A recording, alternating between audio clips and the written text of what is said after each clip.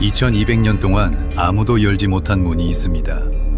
중국 시안 땅속 30m 아래 세계에서 가장 큰 무덤인 진시황릉이죠. 현대 학자들은 그 안에 무엇이 있는지 아직도 모릅니다. 중국 정부는 향후 30년에서 50년간 발굴하지 않겠다고 공식 발표했습니다. 보존 기술이 부족하다는 이유에서죠. 하지만 그 문 앞에서 사람들이 수천 년째 묻고 있는 질문은 하나입니다. 무덤 안에는 무엇이 있는 걸까요? 황제는 정말 죽은 걸까요? 그리고 중국 정부는 무엇을 알고 있는 걸까요? 봉군 토양에서 주변에 100배가 넘는 수은이 감지됩니다. 2000년째 작동 중인 자동 무기 장치가 있다는 기록이 있습니다. 그리고 지금도 새어나오고 있는 수은 증기가 있죠. 진시황릉을 둘러싼 가장 많이 퍼진 5가지 음모론, 지금부터 하나씩 열어보겠습니다. 진시황은 죽기 전까지 불로장생에 집착했습니다. 방술사 서복에게 수천 명을 딸려보내 불로초를 구해오게 했죠. 그리고 방술사들이 만들어준 수은이 든 약을 직접 마셨습니다. 아이러니하게도 수은에는 강한 독성이 있습니다. 의학적으로 수은 중독은 신경계를 파괴하고 판단력을 흐리게 하죠. 진시황의 말년에 보인 이상한 행동들이 수은 중독 증상과 일치한다는 분석이 있습니다. 하지만 음모론은 다른 방향으로 흘러갑니다. 황제가 마신 것은 독약이 아니라 실제로 효과가 있는 불사의 물질이었다는 겁니다. 그리고 그는 지금도 수은강 한가운데서 깊은 잠에 빠져 있다는 거죠. 이 주장을 뒷받침하는 데 쓰이는 과학적 근거가 있습니다. 수은은 부패를 막는 방부 효과가 있다는 사실입니다. 실제로 중국 관영방송은 수은이 온도를 낮추고 부패를 막는 역할을 했을 가능성이 있다고 보도한 적이 있죠. 냉동수면이라는 개념 자체는 현대 과학에도 존재합니다. 극도로 낮은 온도에서 생체 활동을 멈추고 나중에 깨어나는 기술이죠. 물론 수은이 실제로 그 역할을 했다는 근거는 아직 없습니다. 하지만 2000년 전 황제가 수백 톤의 수은으로 자신을 둘러싸게 한 이유가 정말 지도 때문이었을지, 아니면 다른 무언가를 노린 것이었는지는 아직 설명되지 않았습니다. 1974년 농부들이 우물을 파다가 병마용을 발견했을 때 처음에는 그냥 흙 조각인 줄 알았습니다. 일부는 베개로 쓰려고 가져가기도 했죠. 발굴이 시작되면서야 이것이 세기의 발견이라는 것을 알게 됐습니다. 그런데 발굴이 시작된 이후 이상한 일들이 생기기 시작했다는 이야기가 있습니다. 발굴에 참여했던 사람들 중 일부가 불의의 사고를 당했다는 거죠. 병마용의 저주라는 말이 나오기 시작했습니다. 이 이야기의 뿌리는 더 오래됐습니다. 기록에 따르면 기원전 200년대 항우가 30만 병사를 이끌고 진시황릉을 도굴하려 했습니다. 그는 엄청난 재물을 빼내고 불을 질렀지만 그 이후 내리막길만 걸었습니다. 싸우는 족족 지고 믿었던 부하들에게 배신당하고 결국 오강 강변에서 스스로 목숨을 끊었죠. 그를 마지막으로 쓰러뜨린 5명의 병사가 모두 진나라 출신이었다는 기록이 있습니다. 마치 병마용이 황제를 대신해 복수한 것처럼요. 현대에도 비슷한 이야기들이 전해집니다. 병마용의 손가락을 잘라 훔쳐 달아난 미국인 관광객이 있었는데 얼마 지나지 않아 미국 FBI에 체포되었습니다. 사람들은 이것을 저주와 연결짓습니다. 저주를 믿든 믿지 않든 이 이야기가 계속 살아남는 데는 이유가 있습니다. 2000년 넘게 한 번도 제대로 도굴되지 않은 무덤이 실제로 존재하기 때문이죠. 우연이든 저주든 그 결과는 같습니다. 2200년 전 역사학자 사마천은 사기에 이렇게 썼습니다. 수은으로 강과 바다를 만들어 기계로 쉬지 않고 흐르게 했다. 학자들은 이것을 그저 황제의 제국을 본뜬 지도의 은유적 표현이라고 해석했습니다.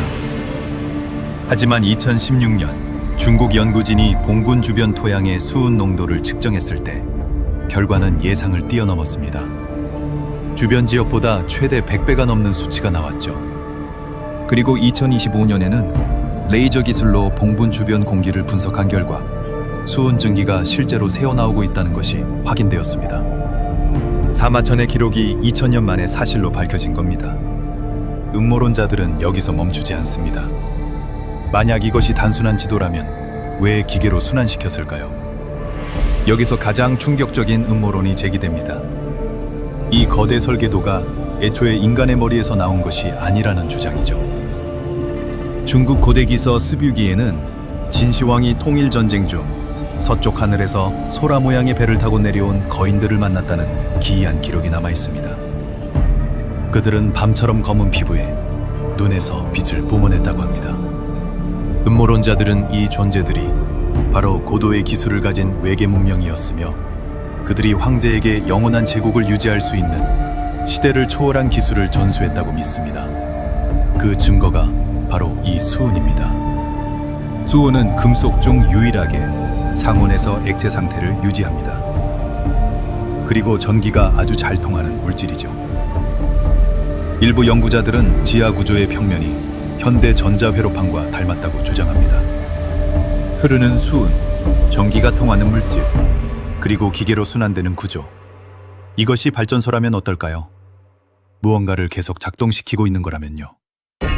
이 음모론이 설득력을 얻는 건 발굴이 아직도 금지되어 있기 때문입니다. 사마천의 기록에는 수은 다음으로 섬뜩한 내용이 등장합니다.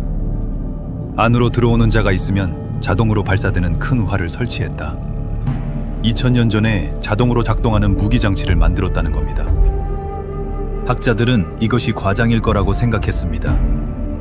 하지만 지표 투과 레이더로 봉분 내부를 스캔한 결과 여러 곳에서 기계 장치로 보이는 구조물이 감지되었습니다. 기록이 사실일 수 있다는 거죠. 문제는 이 장치들이 2000년이 지난 지금도 작동할 가능성이 있다는 겁니다. 단순히 금속 기술이 좋았던 게 아닙니다. 병마용 갱에서 발견된 청동검에서는 현대 기술인 크롬 도금 흔적이 발견되었습니다. 크롬 도금은 현대의 독일에서 발명된 기술입니다. 그런데 진시황은 무려 2000년 전에 이 기술로 무기를 코팅했던 거죠. 녹슬지 않는 검처럼 자동 발사 장치도 썩지 않고 완벽하게 살아있을 수 있습니다. 중국 고고학자들이 내부 발굴을 극도로 꺼리는 이유가 바로 이겁니다. 이 무덤은 단순한 유적이 아니라 시대를 잘못하고 난 거대한 오파츠이자 여전히 작동 중인 살인 기계일 수 있기 때문입니다. 여기에 수은의 독성까지 더해집니다. 밀폐된 공간에 2000년 동안 쌓인 수은 증기는 그 자체로 치명적입니다. 실제로 최근 연구에서 봉분 주변 공기의 수은 농도가 기준치보다 훨씬 높다는 것이 확인되었습니다.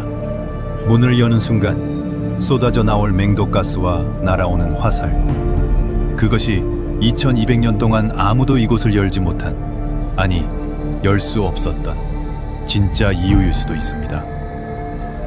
마지막 음모론은 인터넷에서 가장 많이 퍼진 진시황릉 이야기 중 하나입니다. 중국 정부가 이미 비밀리에 내부를 발굴했고 그 안에서 역사를 뒤집을 만한 것을 발견했다는 겁니다. 이에 따른 세 가지의 근거가 제시되고 있습니다.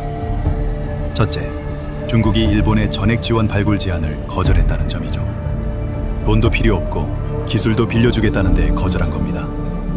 둘째, 발굴 금지 기간을 계속 늘리고 있다는 점입니다. 처음에는 기술이 부족하다고 했지만 오랜 시간이 지나도 이유는 같습니다.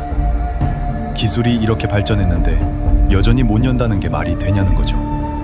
셋째, 이미 발굴된 주변부에서 나온 유물들의 수준이 상상을 초월한다는 점입니다.